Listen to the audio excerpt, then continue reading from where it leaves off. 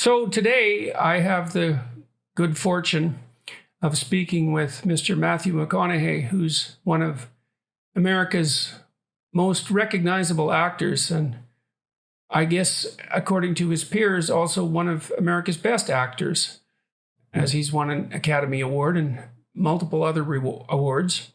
And we started to communicate about a year ago, and he's also been on my daughter's podcast. And Matthew recently wrote a book, Greenlights, which we're going to talk about today. I've read that, and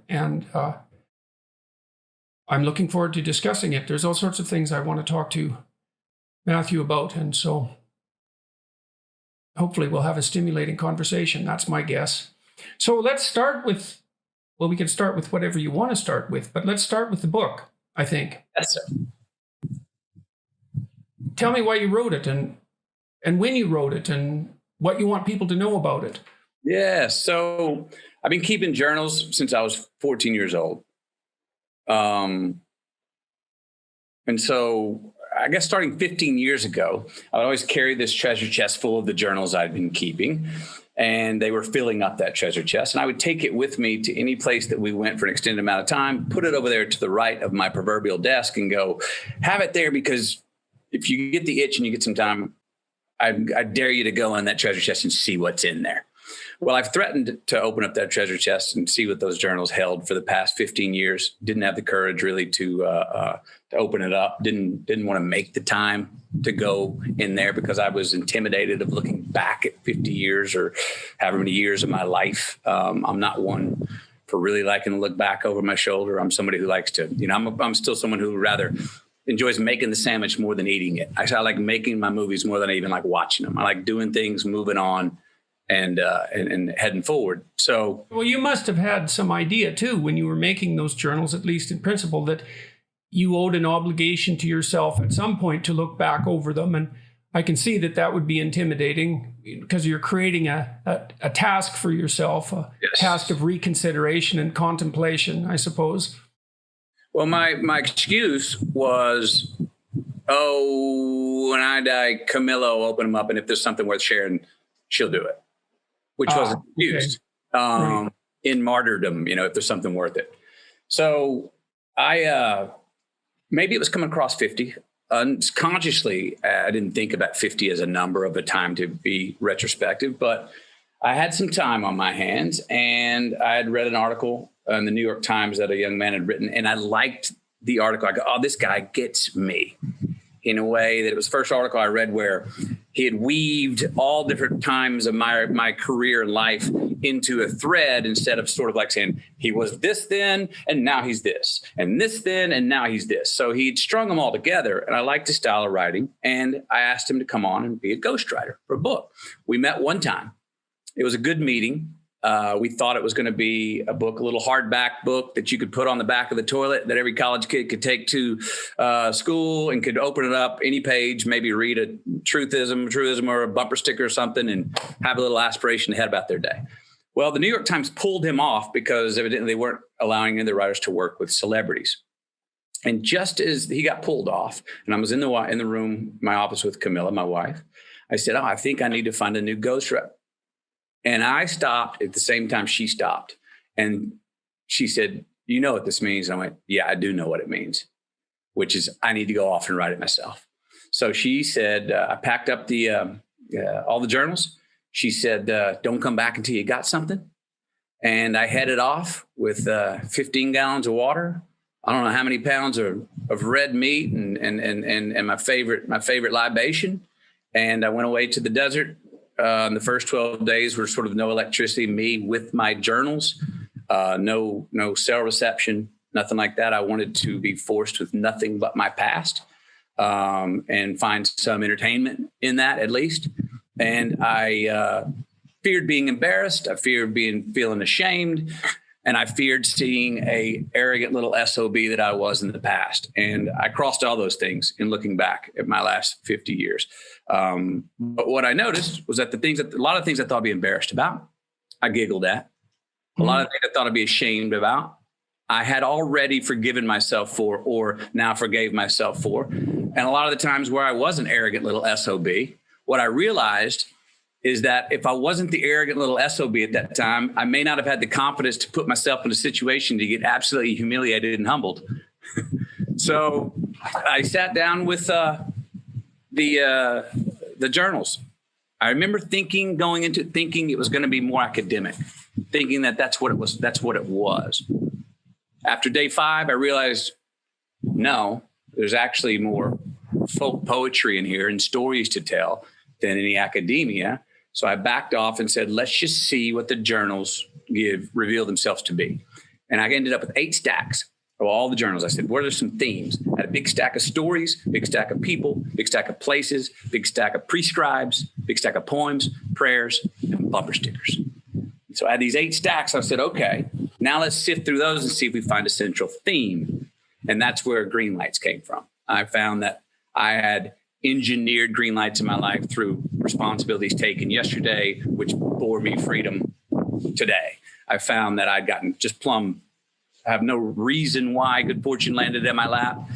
There was no reason why, but I said, well, let's make some rhyme out of this and do something with it. I found that also a lot of my yellow and red lights, those things that we don't really like that slow us down or make us stop, all had lessons that they revealed to me, which then made them green lights, or at least gave them green light assets. And then I also found that that the art is sort of in approaching the yellow light. All right, so we've reestablished ourselves in a wind-free zone.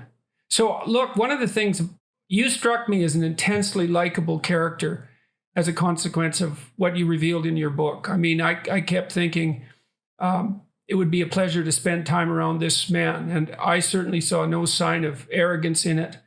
I thought I saw a lot of thankfulness, and a conscious thankfulness, and I think implicit thankfulness as well, and a lot of love for your family, your parents, and your current family, and gratitude for that as well. And also, one of the things that struck me too was your integrity and decision making with regards to your career. You talked about taking a break after being somewhat typecast in romantic comedies. I mean, very successfully typecast, and so there's nothing negative about that, but feeling that you had taken that as far as it could be taken, yes, productively and creatively, and then took a risk of really being bounced out of the system. I mean, one of the things I think that people perhaps don't understand about a society or a situation as intensely competitive as Hollywood is that it's virtually impossible to be successful there. And the probability that you'll fail, even if you are successful, is extremely high because the competition is beyond belief. There's no help wanted signs. No, definitely not. And so if you decide to do something like think, well, I've been successful in romantic comedies, but I don't want that anymore, you're throwing away something that's virtually impossible to attain. And then to imagine that you might recreate yourself in a different guise and be successful, it's a big risk. You see this often when actors fail to make the transition from television to the big screen. And that happens far more often than it doesn't happen, even if they have a very successful TV career. So all of that was extremely interesting. Now, okay, so you were out in the desert writing your book. How long did it take you to sort through all the material? I went off into solitude 5 different times for 10 to 12 days apiece. The first trip out was to the desert for the first 12 days. And that was basically to see what I had. I came back from that feeling like I had something that was personal, that might be worthy of being between, two hardback covers. I remember writing early on going, okay, now you're going to have a lot of people that are going to buy this book, even if the words are crap on the page, because of who you are, McConaughey. And I said, you're going to have a lot of people who are not going to purchase this book, even if what you put on the page was awesome, because you're Matthew McConaughey. So I remember saying to myself, and one of the first things I wrote down, I was like, the words on the page need to be worthy of being put on the page if they were signed by anonymous, but at the same time need to be words that only Matthew McConaughey could have written. And that was sort of my little bubble of going, because this is not about, you've read it, it's not about a celebrity book. No, in fact, there's very little in it that's celebrity-like. I was actually struck by how infrequently you made reference to your to the milieu that you inhabited while you've been pursuing your career as an actor. There's no celebrity gossip in it. It's family centered and very intimate. I actually wanted, it left me wanting to know more about your career, and so we can also talk about that today, flesh that out. But so that was quite remarkable for a celebrity memoir. Let's say it's a terrible way of phrasing it. A memoir by someone who happens to be a celebrity. Yeah. Well, it wasn't a celebrity memoir. It was an autobiographical meditation, I would say. Okay, heard. I like that. So I went away. I went away. I came back the first 12 days. And I was like, okay, I think I got something. And then I'd come back, handle my honeydews at home, get everything back, make sure I didn't fall too much in the deficit of being a father and a husband back home. And then as soon as I could, head off again. I was fortunate to have a wife who was like, get out of here each time. When I came back, you could tell how, the first 12 days were like a purge. I mean, I came back and the whole family like saw me. I mean, I came back shedding tears. I had just sort of gone back and looked at 50 years of my life and had them down, and all of a sudden was crying. They were tears of joy of this love story that I was seeing, and to face certain things that I looked at in the past or forgot in the past or thought I forgot, but noticed that actually I'd remembered. It was a very earth shaking. My floor was moved in a good way. Well, that's great that it was moved in a good way. That's a lovely thing to have happen to you when you're 50 and looking back. Yes. And then 4 other trips. So 52 total days. I was in solitude. And then the next year and a half was basically editing it. And I didn't have as many of the stories in there early, which I would say served as sort of the narrative backbone throughout that stringed the whole piece together. Yeah. And intermittently in there, I'll put a poem, a prescribe, a prayer, or something that will either call back. I looked at them like in movies, like they're a flashback or a flash forward. And can they, coming out of a story, tell the reader, oh, this is how I saw the situation that you just read? Or can it propel you into the next story? Because the stories are really more chronological, that take you from 4 years old to 50. And I didn't have as many of the stories in there. And so the next year and a half was going, okay, I've got these stories. My editors, I would tell them, she was like, oh, geez, you got to put that in there. And that's when it became, again, I was hesitant about the word memoir. I don't have a great relationship with the word memoir. The word memoir always seems like, good night, everybody. I'm heading off into the twilight of my career, the sun's setting, have a look. And I was like, I don't want because I need these stories to be active because they are still active. And so telling them, as long as they had a vitality that they felt active, which they felt like they were. And then I had that thing that is so obvious when you say it, but it didn't feel obvious to me at the time, which was the more personal I got, the more I started to notice that it was probably more relatable. The more into the I that I went, the subjective, the more I noticed that, it's actually more relatable to more of the human condition. And that was my hope. Well, you have it's a collection of great stories. And part of the good fortune of your life is to have had those experiences that transform themselves into compelling stories without, without undue editing. The African story, for example, the dream story, that was quite remarkable. For me, that was a highlight of the book, I would say, where you related the dream you had, a recurring dream, or at least one that recurred twice, and on the basis of that dream, voyaged to South America and to Africa. Is that? I hope I've got that right. The second time I had the dream, which was the exact same dream, 11 frames, 11 seconds. The second time I had it is when I chased down the first half of the dream, which was South America. I thought I'd finished it. Then 5 years after that, I had the dream for the third time, which made me say, I got to chase down the second half, which was there were African tribesmen on the banks of the river to the left. And that's when I went to Africa. Any idea why? I mean, you staked a lot on the pursuit of a dream. And I mean, maybe we could say that's the motif of your book, that you staked a lot on the pursuit of a dream. But it's much more concrete in that episode. You had an actual dream, a literal nighttime dream that recurred. And as a consequence of that, you took a large risk, or a series of risks. Merely going to Africa was a risk, I would say, and not something that would be expected. It's quite out of the ordinary to do that, obviously.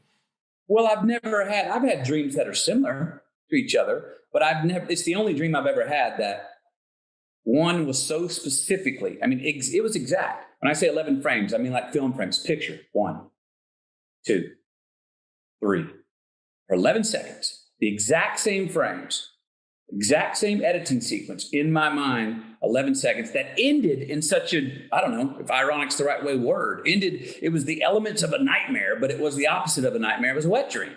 Mm-hmm. And so the fact that it was the exact same dream that I've had once in 92, again in 96. Whoa, I had that twice. That's the first shakeup. Well, that was the exact same dream I had 4 years ago. Exactly. First time that's ever happened. Oh, maybe that's a celestial suggestion here. Something is telling me. What do you think you specifically learned in pursuit of that? And have you had the dream again? My guess would be no, that you probably exhausted it, but I might be wrong. No, I have not. To this point, it seems that I fulfilled the dream in the trip to Africa, which was the two elements of the dream. One was the Amazon River, one were African tribes. Those are the two geographic elements that I knew that were crystal clear in the dream. So that's why I went to South America. That's why I went Mali. I have not had it again. I mean, I'll say this. I'm always looking for a good reason to go for a walkabout.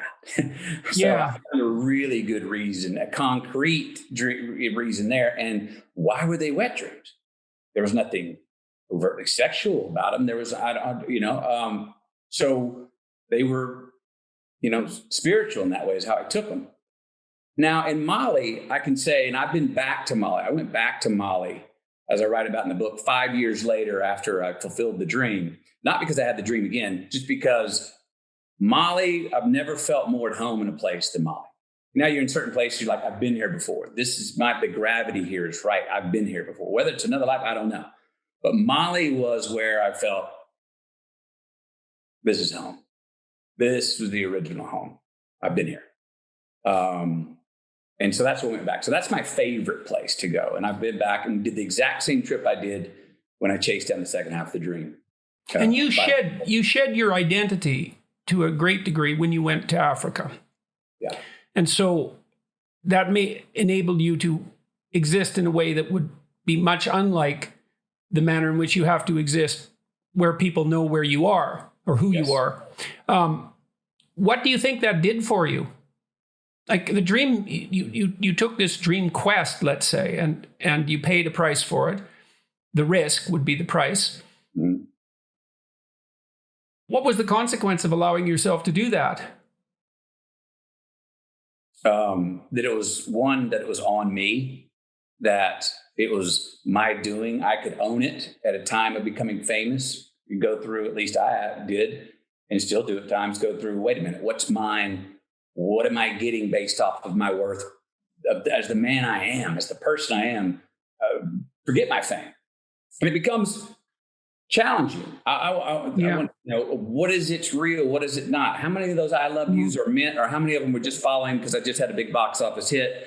And wait a minute, the person that I've had dinner with their kids and spent Christmases with, who have shared I love yous and hugs, then now I have 2 movies that didn't do well and that person won't return my call. Wait a minute. What all matters? What do I want to do? What are we doing here? So, if you have a reputation that has a life of its own, it becomes very difficult to distinguish between yourself and that reputation. Sure. And that's one of the pitfalls of fame. And lots of times you see people sacrifice themselves to their reputation. You see celebrities becoming impersonators of themselves. Yes. And it's a tragic fate, I would say. And well, that's when you go, who's wagging who? I've never wanted my fame to wag me. I mean, like, no. I understand I got famous because of who, to whatever extent, because of who I am.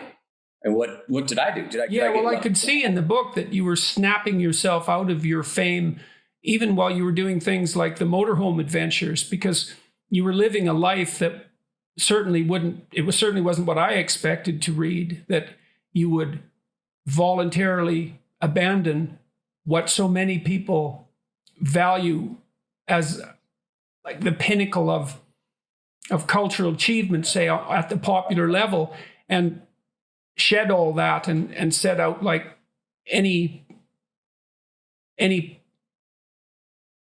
person who doesn't have that. Right. Well, what I was like, for instance, in the South American trip, and it happened in the Mali trips and all the walkabouts, I needed to go to a place where I'd just become famous too. I mean, my world was like, all of a sudden, all the options were mine. And 2 days before, none of those options were there. And now it was a world of yes. And I'm going, I only have 24 hours in a day, and I would do any of this work. And you're now telling me I can do it all? Yeah. You're asking me to be discerning right now? And again, I went away to go, I need to go where someone doesn't know my name. I need to go away where no one's seen my movies. I want to go where there's no electricity. I want to go someplace where those hugs and tears when I say goodbye 22 days later are based only off of the man they met 22 days ago. Well, you managed to abandon them too. One of the problems with being famous is, and I suspect this is particularly the case with the kind of fame that you have, is that it must be very difficult to distinguish between people wanting something from you and people enjoying your company and liking you. And it might even be difficult for them to distinguish between those things, because fame is a very difficult thing to deal with, even as an onlooker, even as a family member. You wrote about your mom's reaction, for example. She became a fangirl to some degree, and that would be definitely disconcerting. Yes, it was. Yeah, I had 8 years there where my mom and I needed a mother. And what on the other end of the phone was a fan of my fame, someone who wanted my fame more than I did. Right. Well, it shows you the power of that too, because your mother obviously cared for the person you were before you became famous, but Absolutely. She was overwhelmed. And it's not surprising. I mean, to some degree, the entire Hollywood apparatus exists to manufacture fame that's overwhelming. That's its whole, I can't say that's its whole purpose, but that's what it uses to drive, let's say, to drive people to the theater. So to be victimized by that, to fall under the sway of that is unsurprising. It's surprising that it could be resisted. And that was certainly, you could certainly see that with your mother's response. Oh, for sure. And I'm sorry, I don't remember. Is your mom still alive? Yes, she is. She's 88 years young and with us right now. So, and has that situation rectified itself? Did she adapt to? We both adapted. Yeah. I got through enough time where I felt stable enough in my career that I was like, her loose lips aren't going to sink my ship. And actually, I let go the reins. And as soon as I said, "You go, Mom, here's the mic. Hit that red carpet line. You can talk to anybody. You tell, no filter. Sell whatever stories you want." 99% of the time, it's awesome. And I'm like, you know what? Let her enjoy it. And I was able to enjoy it. And then come to that, realization that, I wasn't going to change her. So because I couldn't change her, it's kind of like the sabbatical I took from the rom-coms. I wasn't going to change her, so I just had to kind of block her out for a certain amount of time that ended up being 8 years until I was stable enough to go for it. And our relationship's great. And, all through that time, she didn't love me less. She's loved me in a new, different way, as well as being her son. What I was needing was I needed her to double down on being a mom to me. Where instead of, she didn't double down, she didn't even cut it in half. She kind of was really wanting to know about the fame part. And I remember telling her things like, "Well, you keep wanting to come out here and see me, but what if I was an accountant in Chicago? Would you want to come see me as much?" And my two brothers were like, "You don't want to come see us as much. You want to see little brother." And we were like, "Yeah, we get it." So we call her out. And it was a strange 8 years. I never questioned her love for me, though. I knew we were going to be fine. I knew we weren't going to head to our deathbeds going on a bad note. I knew we were going to come out the other side. It was just a matter of when, and we did. it's nonetheless a good example of one of the unintended consequences of fame, right? Is that this very profound alteration in the nature of your personal relationships. So Yes. So I want to switch topics a bit. I've been watching you in True Detective, which my son recommended, and I'm really enjoying. I believe you said in the book that the script leapt off the page for you. It did, especially the words of the character Rustin Cole. Right, who you play. Marty Hart role that Woody played. Yes. You were offered that role. Yes. Yeah. And I read the thing, and I remember telling him, I said, guys, I understand why you're coming to me for Marty Hart. I go, but the guy who I cannot wait to turn the page to see what comes out of his mouth is this guy, Rustin Cole. And they were a bit surprised. Yeah, well, they're both complex characters, so you could see that either of them might have been attractive. But I was quite struck by your characterization of Cole. It reminded me of Heath Ledger, and that's why I wanted to talk to you about it.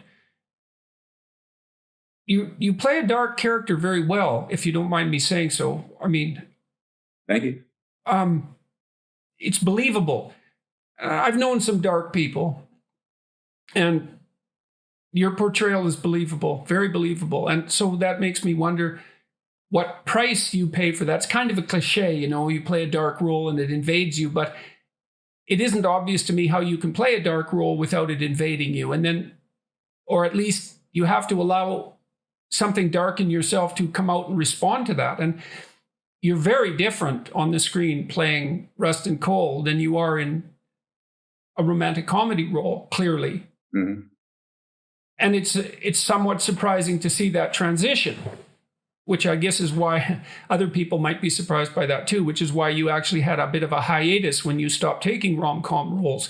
But I'm curious, like, what were the consequences for you of playing that character in particular, but dark characters in general? The dark characters, the baddie, usually has so much more identity than the white knight, than the hero in stories that I read in scripts and things. The dark characters and are also they're always usually outsiders, and the consequence is that if I'm really going to portray one of those well, and that part of myself, I'm putting myself on an island, and that excites me.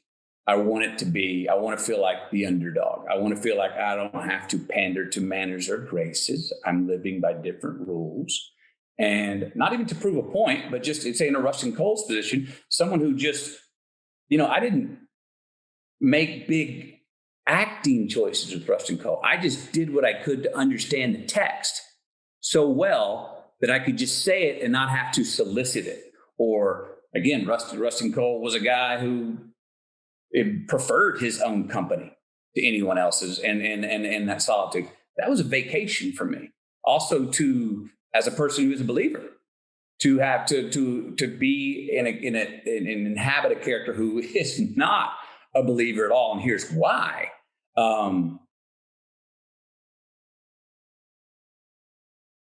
I've always thought this was odd.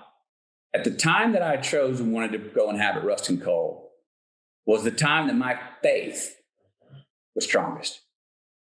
And if my faith would have been as strong, I might have been a little more fearful of going so deep into this man's mind, spirit, and ethos. And so you had some protection.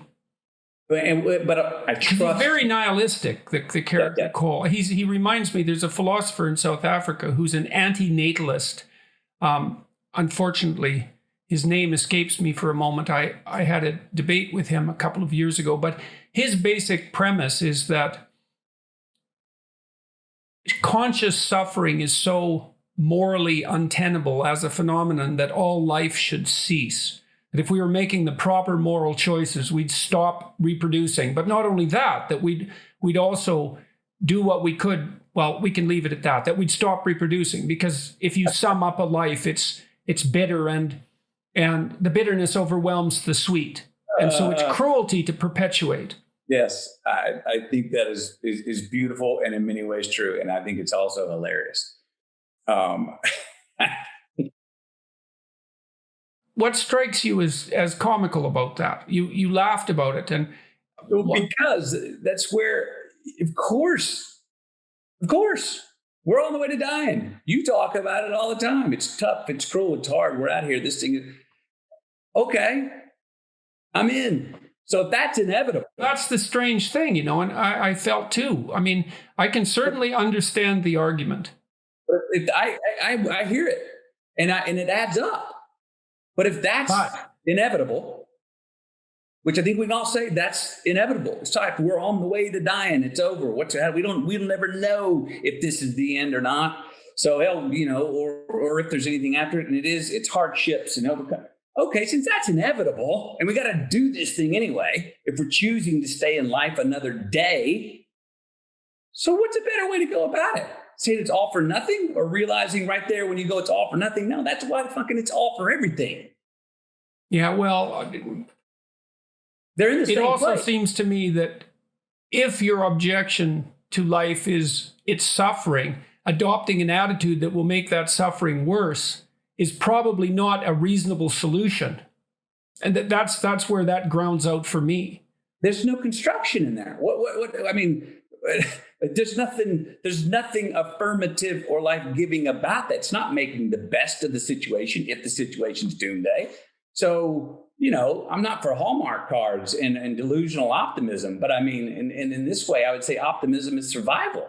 It's like, well, okay, if it's all for nothing. I think optimism is courage. If it's not naive. And one of the things I liked about your book too was that your optimism wasn't naive. And, because you had enough harsh experiences so that any naive optimism would have vanished. Right. Even the way you grew up. I mean, it wasn't traumatic, but it had its harshness about it. Sure. Yeah, it was immediate. It was physical. The same hands that hugged are the same hands that could harm. Yes, and there was also very little sign of, and maybe no sign of bitterness about that. And no sign, I didn't think of any excuses for it either. Like when you portrayed your father, like you said, he was a man who could hug and hit, and both of them were meant.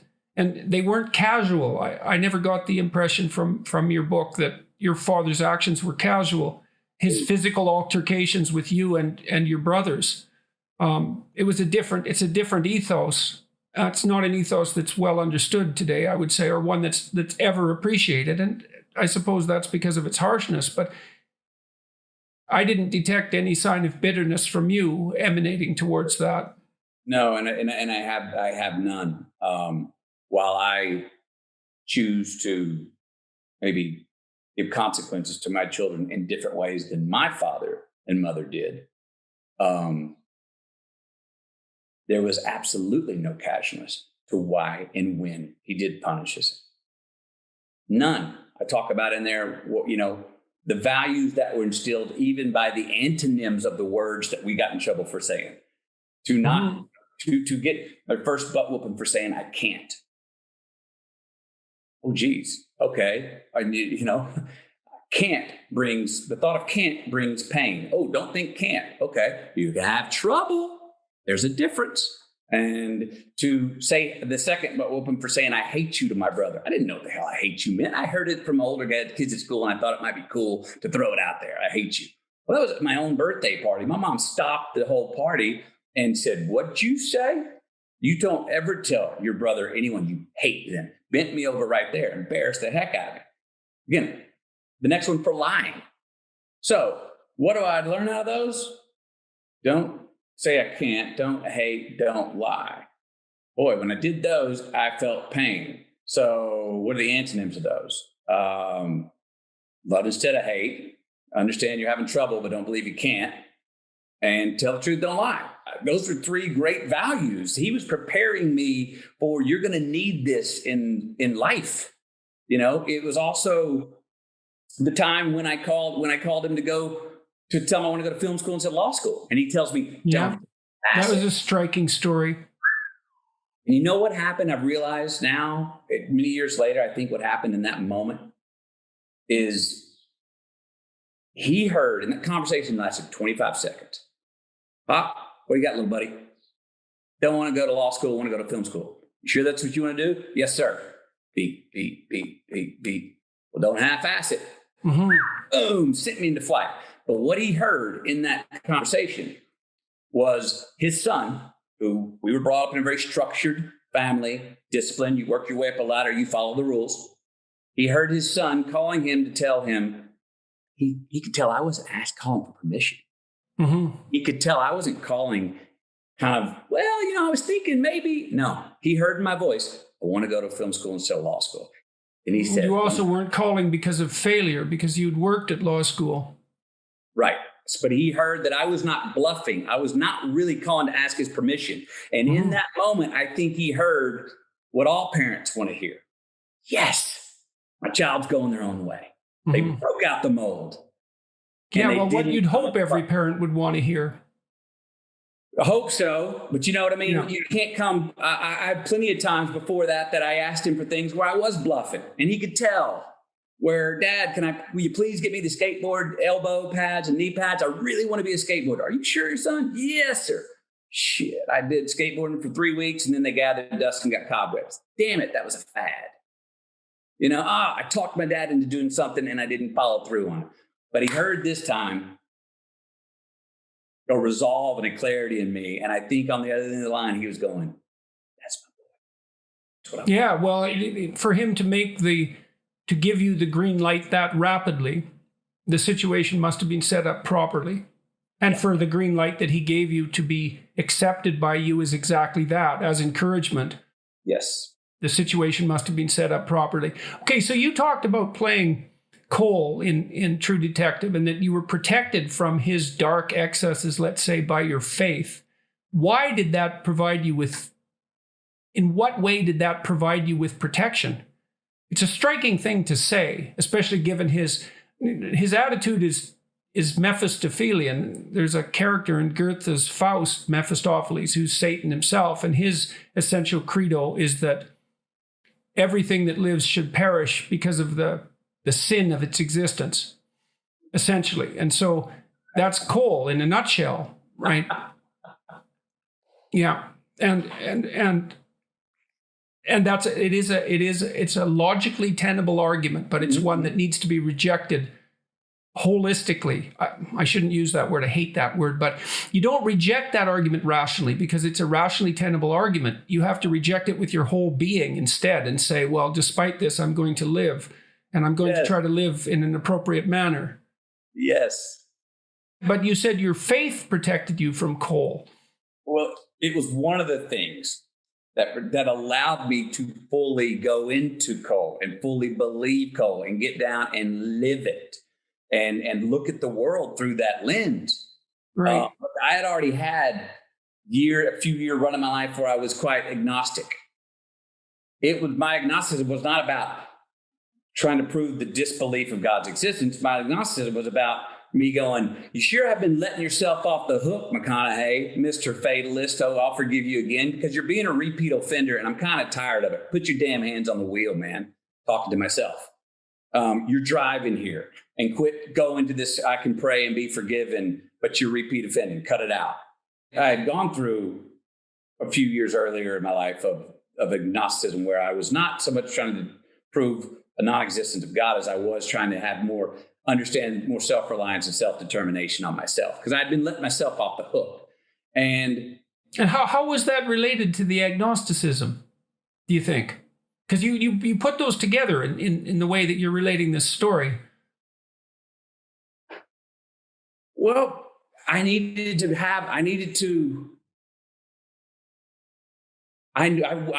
feel like I was wholly responsible for myself and what happened to me. That I was not going to let myself slide. There's an ideal calling to you then, eh? Like when you experience yourself as ashamed by your own behaviors.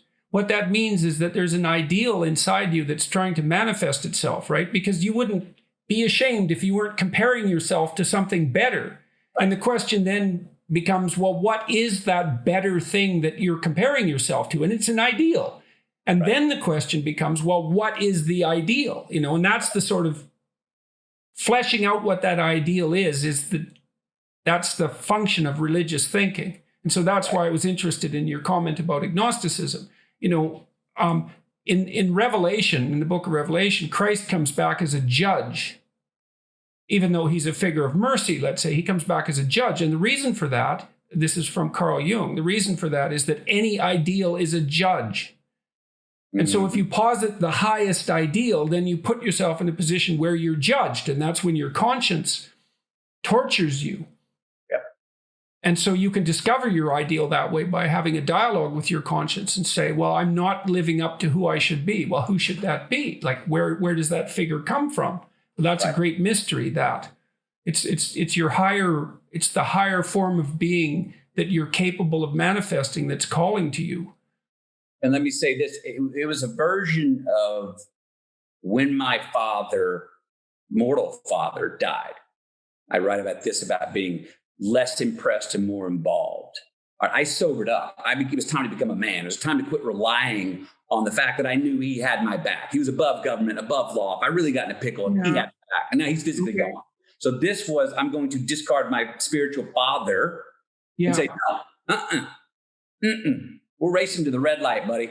That's all it is. So what are you doing while it's here? There's one play and you go until you die and that's it. So what are you going to do? Don't be let yourself off the hook thinking, well, there may be life after this. Stop it. So that's what I'd gone through that. My feeling come out of that and I didn't feel this till later because I allowed myself to stay in the midst of being really scared of, oh my gosh, am I going to get struck by lightning here? Was that my God was going, thank you. Yes. Wish more of us would put our hands on the wheel. Or we throw this fate card out there really lackadaisically, like, oh, inshallah, c'est la vie. I believe, well, okay, if that's it, then ride around and run all the red lights. Get your damn hands on the wheel. Yes, you are supposed to be self-determining. So that got me and woke me up and sobered me up into that position. Now, the going into the rusting coal, I'll say this. So I found that I call it like almost like a boomerang reverb. Wherever I am strongest in my own life, I like to go to I actually can inhabit the opposite even better. The deeper I go into whatever would be to create the opposition. Meaning when I've played prosecuting attorneys, I actually usually believe in the defense's position more and study their defense more, their position more, which then makes me again feel like an underdog over here to go, well, I really got to know what my argument is because I actually kind of agree with them. When I play defense attorneys, I'll usually agree or push myself to a point of agreeing with the prosecution.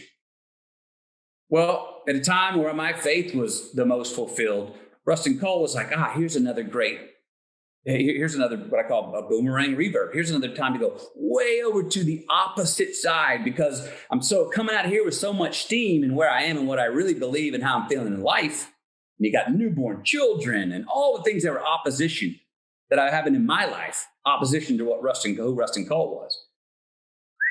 That was, I don't know why that is, but I look back and I have had a consistency of that, of wherever I am in my life. Sometimes I'll lay in and go play a character that I'm calling, but I'm also feeling like I'm drawing something. Well, now that you're so secure here, let's test it. Let's go all the way to the other side. Because over there, here's what I'm saying, because I feel so strong in the position, say at that time with my faith, now I have the strength to go inhabit somebody over there that is on the opposite side and not have to keep my eyes open to make sure the door's open. I can trust that the door can be shut and I'll still be there when I'm done with this. I'm still there. It's still happening. You have to see it because I don't want to see it. If I'm peeking over there going, hey, are we okay? God, are we okay with what I'm saying and doing here? No. Well, now I'm half-assing it. Now, I'm not really inhabiting the part. I'm playing Rustin Cole going, I believe everything he says. I actually thought Rustin Cole was hilarious, which you probably would now understand by I've laughed at 2 comments that from things that you said about the other people that spoke like Rustin Cole. Yeah, well, things can be dark enough so that the immediate response to them can be laughter. Yeah. So that may help explain what you're asking, but I don't know why that is. I don't know why that is for me. It's not a straightforward thing to sort out. Let me ask you about a little bit more about fame. So, now and then you see stories, true or not, about Hollywood celebrities who are irritated with the consequences of their fame. And it's very easy to be judgmental about that because they're obviously, the benefits to that fame appear obvious. Monetary gain, access to opportunity, the benefits, I suppose, of the ego benefits, perhaps, of being known rather than unknown. Sure. And then, especially in the Hollywood community, I would say it's more difficult to generate sympathy for celebrities who are hurt by their fame because the price, it's so obvious that that's the price that has to be paid to be successful in something that's mass marketed, like a movie, where your face is associated with the product, right? You can't extract out the success. You can't distinguish between the success and the fame. But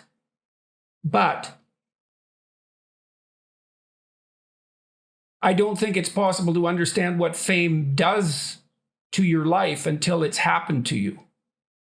So I'm curious, and you protect yourself, you hide. I don't mean in a withdrawing sort of way, but I mean, you live in Texas, you don't live in LA. And you go on these sojourns where no one knows you. So you set up escape mechanisms, let's say, or... Yes.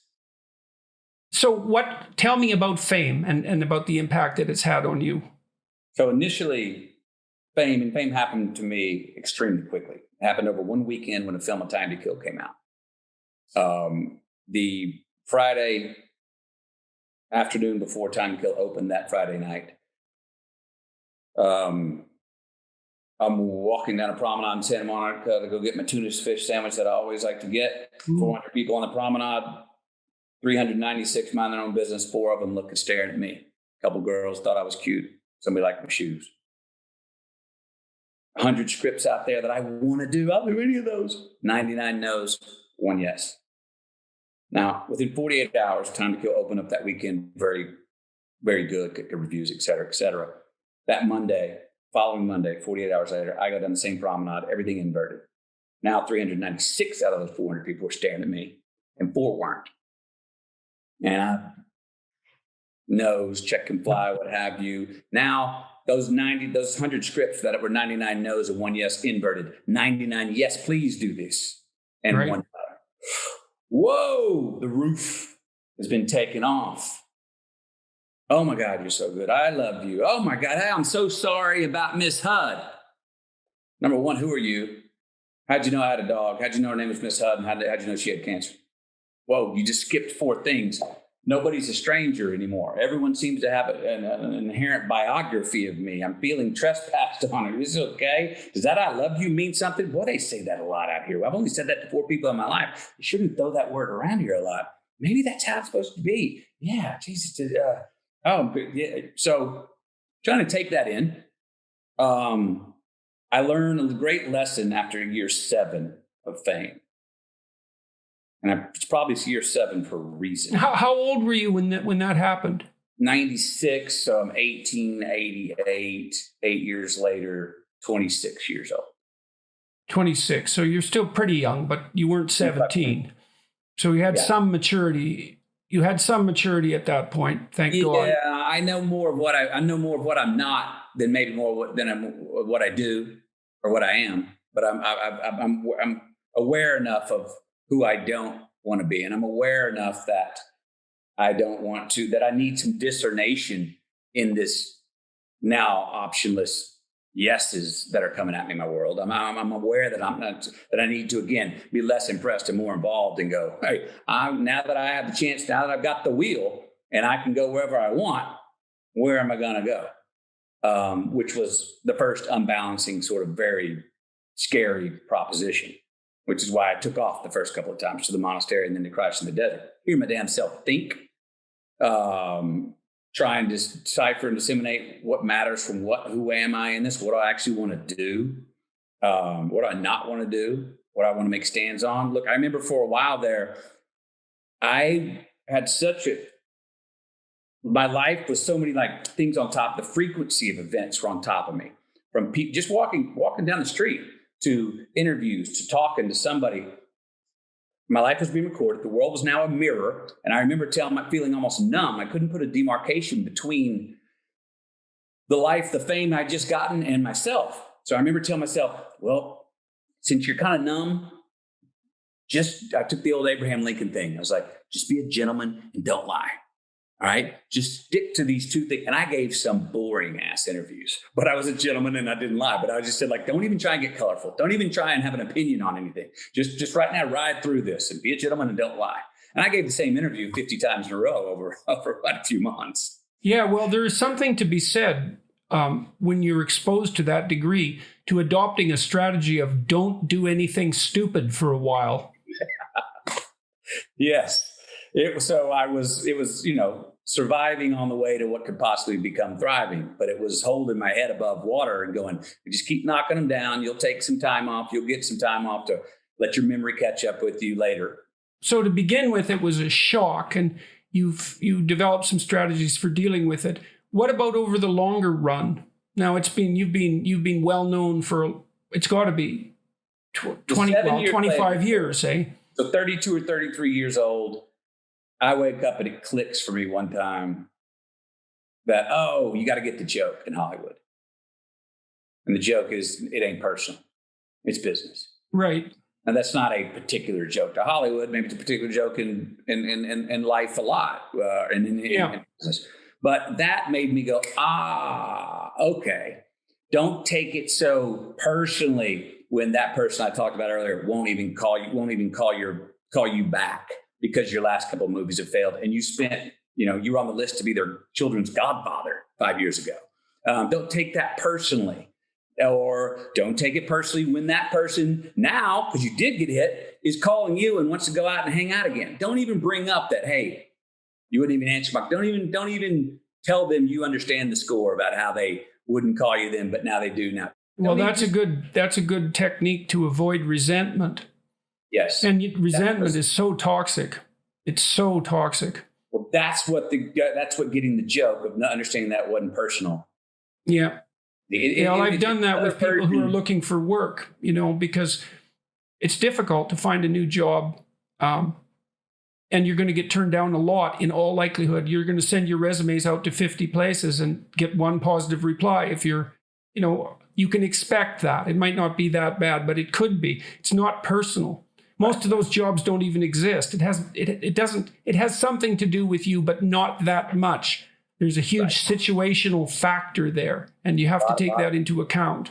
Yes. Well, it's similar to, we lose a loved one. For me, I lose my father. Well, after he dies, after he moves on from this life, I find out some facts where the message and the messenger were not simpatico. What he was teaching me and what he was actually doing, there was a gap between those things. And I was like, what? Inevitably, right? Inevitably. You actually want that from your father. You want your father to teach you better than he is. Yay. Yay. But the first feeling can be, and I've seen people get a lot of resentment. Oh, yeah. From betrayal. That. Yeah. And it's true. It is a betrayal. Yeah. But what, do you want your father to put forward the worst version of himself and use that as what he teaches you? See, this goes back to that nihilistic view. If it's all for nothing, then come on, let's make it all for everything. I'm with you on that. So my father moving on, it happened pretty quickly for me of going like, oh, I get it. He's wanting me to be better than he is. He's wanting me to do better. I get it. Bravo. So, but I could tell maybe if that had happened 2 years earlier, I wouldn't have been in the emotional space. I might have been. Because it was flabbergasting. It's like meeting a hero. and they turn out to be an asshole. And you're like, well, they're very likely to turn out badly in comparison to your idealization of them. 100%.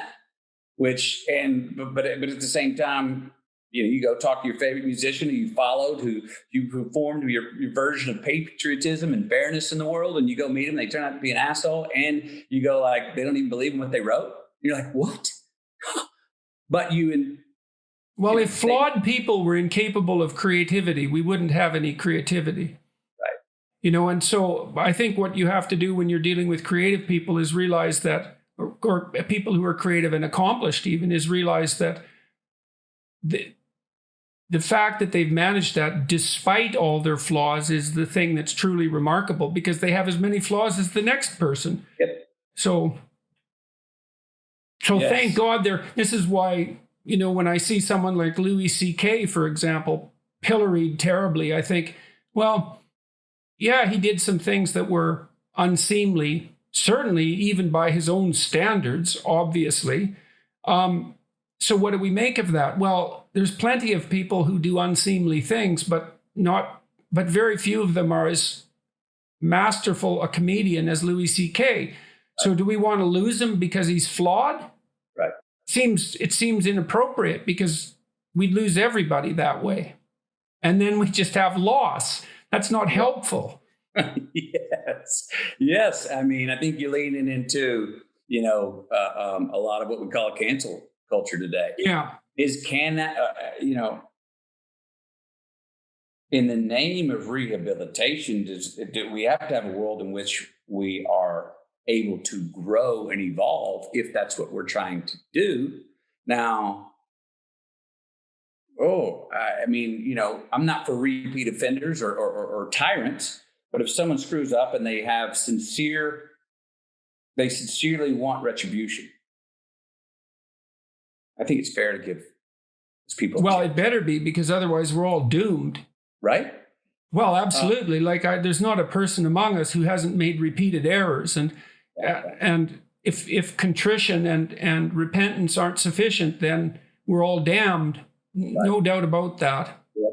So, all right. So we were continuing our discussion on fame. So you're 25 years into being famous, and you seem to be handling your success, right,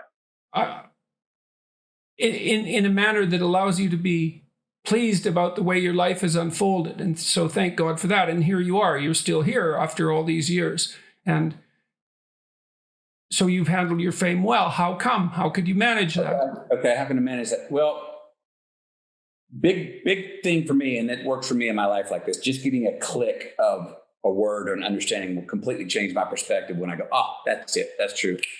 I'm going to quit banging my head against the proverbial wall. Now I understand. That one big click for me at 7 years was, it ain't personal, it's business. That helped a lot. So now I'm going, okay, I understand the impermanence of this. Just roll, dance with this guy, dance with it. Next one, that was just sort of a behavioral perspective, even though it sounds like a cool one-liner, was when people would ask, or I would have myself run into an inconvenience of fame, a paparazzi or whatever, someone looking over the wall, not be able to go outside. I was like, I'm not going to gripe about it, because that check is already cashed. Right. That's right. I can't go back. If it's inevitable, I'm going to figure out a good way to get through this. I then started to say, okay, well, when you're watched in life, Matthew, and a camera's on you, notice how you speed up and you get a little nervous? Well, why don't you look at this like the master acting class? See if you can go out into the world with eyes on you, uninvited eyes, cameras recording, and actually behave and do just the behavior that you went out to do. Yeah. Okay, we're in New York City. Makeup artist doing my face. My son's 3 years old. He's talking to his favorite thing's fire truck. She goes, well, my husband's the fire captain. He's actually blocks away. You want to have him bring the fire truck over? Downtown New York. Well, that means a lot of paparazzi are going to come, right? But my 3-year-old son doesn't know what paparazzi are, and he gets to see his first fire truck live. Geez, do I go down there and show my son's first fire truck, or do I tell him, no, son, we're not going to see the fire truck because you'll understand it later. There are people with cameras. I'm like, F that, man. My son wanted to see his first fire truck is much more important and came before any right that anyone's got, that inconvenience that comes with my fame. We're going to see the damn fire truck. Well, he does see the fire truck. He sees the fire truck. Cameras all around. He didn't understand what it was. I'm sitting there going like, this was about letting my son see the fire truck. I'm trying to live my life, and I check with myself. I'm not foolish with my fame. I don't open the doors and invite the devils in, or open my, self up and say, yeah, I'm an open book, have a look, come on in. No, I understand. I could be fully taken advantage of. And there are plenty of people who would love to take advantage of that.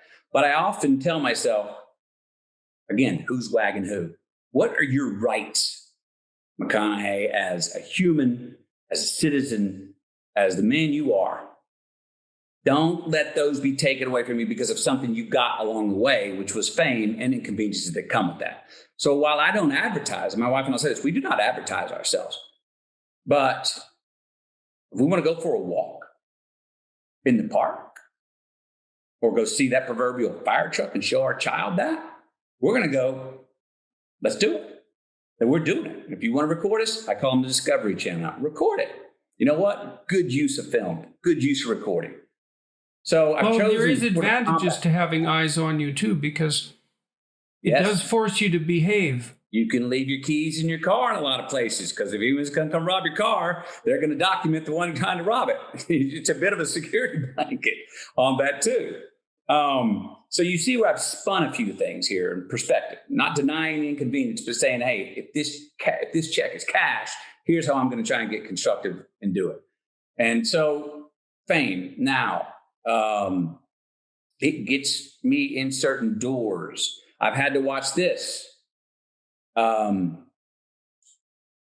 Things that I'll say as a famous person can come out in bold print, not just on the printed page, but to people. So I've spoken too strongly and actually hurt people with my words, where maybe I didn't have the emoji to put on the end of the what I wrote with a wink, and they heard it like I was throwing a dagger at them. But I was going, no, I was just tickling you. I didn't mean to hurt you, And what tickled me may bruise somebody else, and my words come out with that weight sometimes. So I have to watch that. Yeah, definitely. I remember when I was a teenager, I got put down by someone who was reasonably well known in public, and it was a misunderstanding, but it burned itself into my memory. And I thought, if I'm ever in a situation where I'm well known, I'm going to remember this so that I don't. And had he been an everyday person, let's say, what he said wouldn't have had nearly the impact on me that it did. So, and that is a strange thing to have to realize and to weigh your words that way. I'm cognizant of your time. I know that you have another obligation coming up. And so I thought it might be useful to move towards closing this. People are going to wonder how it was that we came to have a conversation. Yes. And so maybe you could shed some light on that. And because I'm curious about it as well. I got turned on to you from a friend of mine about 4 years ago, maybe 3 years ago. And I started listening to a lot of what you were saying, and many of the things you said I had been thinking about, but I heard you putting them into words and context. I was like, wow, that's what I'm talking about. That's what I'm trying to get to. I found, and a lot of it goes back to talk about self-determination, which we've talked about a lot about, and self-authoring. And then you see a lot of those threads through my book, maybe in a different way, in a more folksy way. But a lot of what you've said gave me confidence to go, I'm going to put my story on paper. So I thank you for that. And that's why I thank you pleasure. In the back of the book. I reached out to you, I guess a year and a half ago or so, and you and I chatted, and I've stayed in contact with your daughter. Your definition, one of the great simple things I said earlier, sometimes just to understanding a word differently. I've always had trouble in a tough relationship, an awkward relationship with many words, but my two that I've had the longest trouble with are vulnerability, and humility. Yeah, those are tough ones. They're tough ones. So humility, be humble. Well, for decades, be humble. I lost confidence when I was humble. I feigned false modesty, which I knew at the time that's arrogant. What are you doing? Right, absolutely. It's very difficult to have humility without being arrogant about it. Weirdly enough, you said, and correct me if I misquote you. Humility is knowing you have more to learn. You're either in love with what you know or you're in love with what you don't know, and there's a lot more of what you don't know. So pick your love carefully. Oh, well, that I went, I purchase. I'm in on that. But for the first time when I see that, I'm not shrinking. I'm actually standing taller. Mm-hmm. My heart's higher. My chin's higher. My shoulders are further back. Right. I have more courage going forward because, 100%. I can rely on that until I'm gone and maybe even further than that. Yes, I have more to learn. I purchase. But now I can go forward with confidence of actually what I do know, what I have built. I can have more courage. I can forgive easier. I can take responsibility with more courage. I can take care of the things I've built and to attend those gardens better with that understanding of humility. So for that, I thank you. I appreciate that. Yeah. It's a humility. It's a form of courage. I want to throw a little funsy out there for you. Okay. So while I was writing, and I've become a fan, which I'd love to continue talking with you more about this subjective I and objective we in the third eye, sort of the jumbotron of our life. When we hop out of ourselves and have a look, or we project forward in our lives and say, who am I in 10 years? Or what would my eulogy be? You see, I write a lot about these things in the book. But while I was writing, I hopped out. I gave myself the pleasure one night after a few sips, and it was late at night. And mind you, the most trouble, I'm happy to say this, the hardest thing about going to write this book for me was making myself go to bed.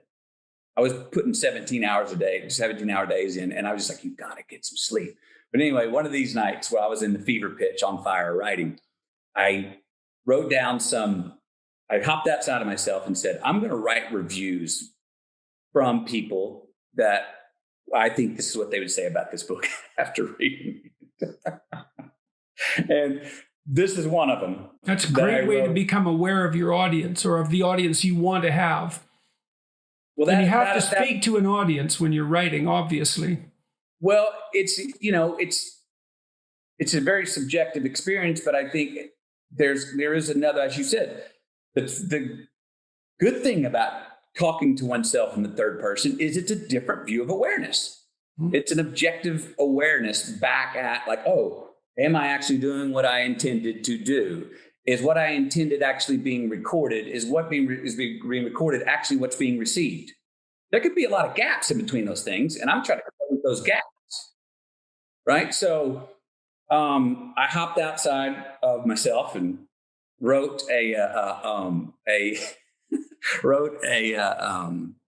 what I thought you would say about Greenlights, and Matthew McConaughey, the author. It's entrance level understanding to masterclass psychology delivered in a folk song. I mean, the guy's got the gift of gab, man. What can I say? Jordan Peterson. That's quite remarkable because that is very close to what I thought. So I think you nailed it.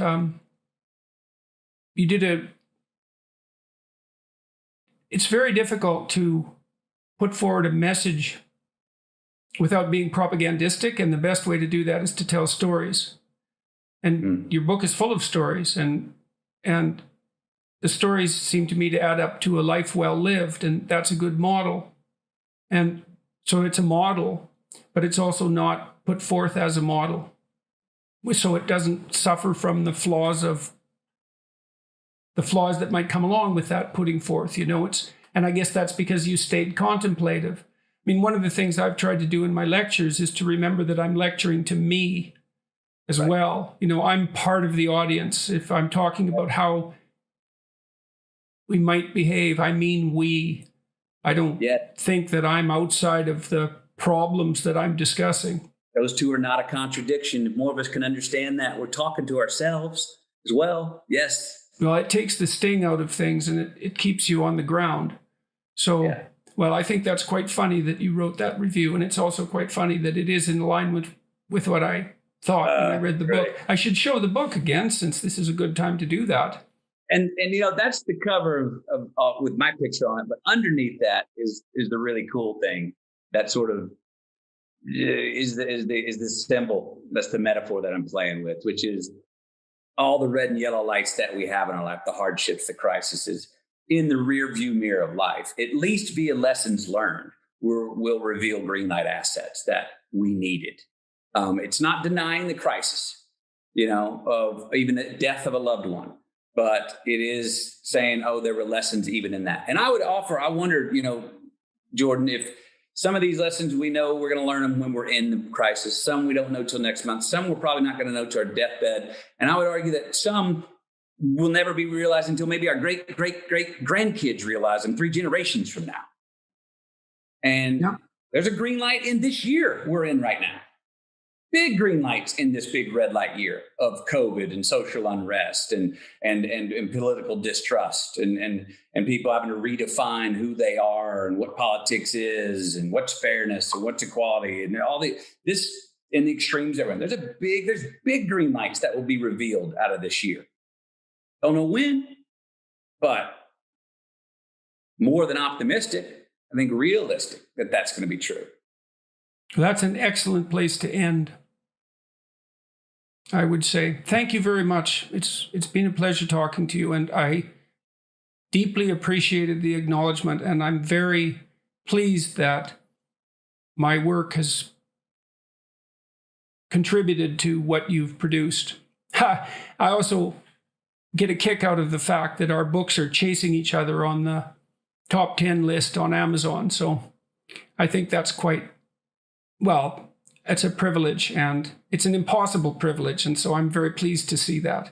And I wish you the best of luck. I hope that we get a chance to talk again. I enjoyed that very much. I did too.